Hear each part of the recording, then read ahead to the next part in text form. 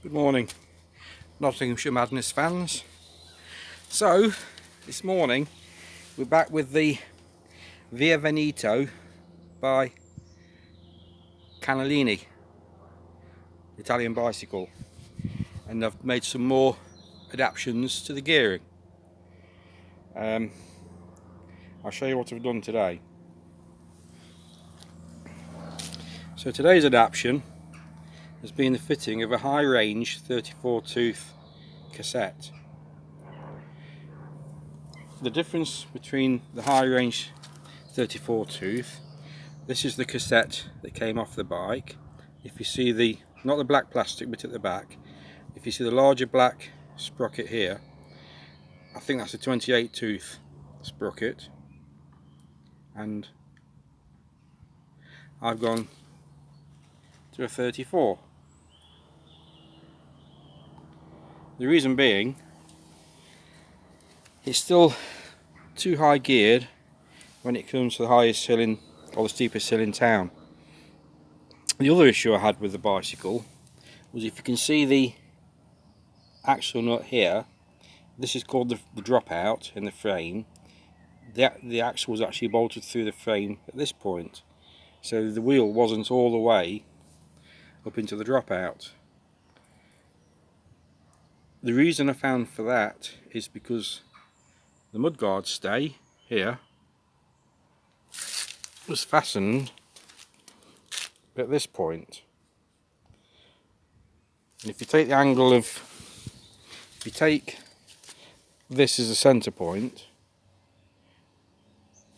and the mudguard stays mounted slightly higher, as the mudguard stay follows the arc, it obviously comes closer, and so it was, the mudguard stay was bringing the mudguard and the tyre into contact with the axle all the way up in the dropout. So I've drilled another hole here, moved the arc of the mudguard stay up, which is in turn, because the distance from here to here is greater, has raised the mudguard away from the rear tyre. So that's improved the fit of the wheel to the mudguard, and what is important is the axle now fits all the way into the dropout. The reason, like I said, I live in the highest part of town and there's quite a steep hill. The reason I started changing the gearing anyway is because I was always having to use first gear to set off, and anybody who rides a bicycle and you have to use first gear to start riding, then the bike's too high geared. Really, you need to be setting off mid-range on the flat, not effortlessly but with a bit of effort, and then you can just tootle along, especially on a bicycle that's styled like this, because you can just tootle along. In my case, third or fourth gear now. If you want a bit more speed, you can ramp it up to fifth gear, and when the going's really good, you've got sixth. But if you're normally riding, on a bicycle that you never use sixth gear or fifth, or you occasionally use fourth, the gear stepping or gear spacing is too far out, so you need to adjust it accordingly. And it's not really the bike manufacturer's fault. They're buying components in to do the jobs, and components often generic. But if you look at a mountain bike that has 3 chain rings on the front, normally people ride it in the middle chain ring and on the middle sprocket on the rear. And then if they're going faster, they go onto the smaller sprockets. If they're going into rough ground or hitting the hill, we'll change down to first gear. A lot of mountain bikes have this high range cassette on anyway. Very rarely do you see them use the small gear on the front, unless you're really off-road mountain biking. And even more rarely do you see them use the large chainring on the front. In fact, most mountain bikes now they have a single chainring, but more gears, they have 10 gears on the back. But a lot of people with mountain bikes have taken the larger chainring off because it never got used because it was too high geared.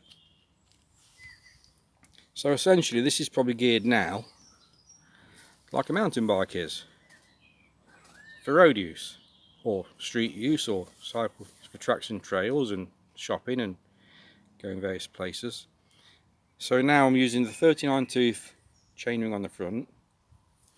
I'm using mid-range in the gears on the rear.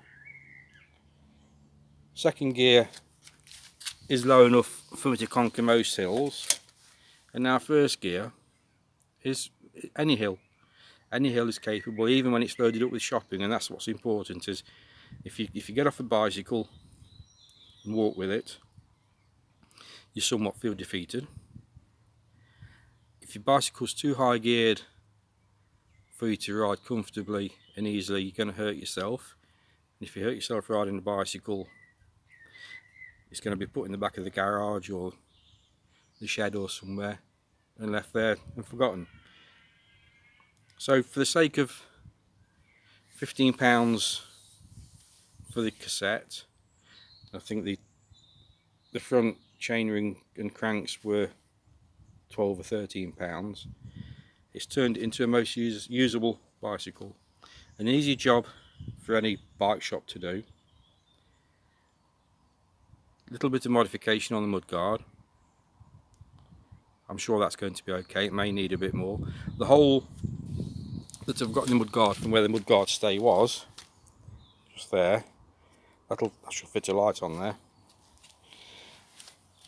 So all in all, worth doing, and also the important thing, it's got the axle into a secure position located at the top of the dropout, which is more important. A bit of adjustment on the brakes. The lock works perfectly okay. I had to do a bit of adjustment on the gears. Absolutely no problem. So Nottinghamshire Madness fans, that's another visit to the wonderful Via Veneto, and for my purposes it's made even more usable and a much more pleasurable ride. It's always been a pleasurable ride, especially the style of it, and all in all it really is a usable bicycle which you can use anywhere in Nottinghamshire, any hill in Nottinghamshire now, and cruise along effortlessly, and that's what it's all about. Anyway, thank you for watching another video, and I'll catch you on the next one.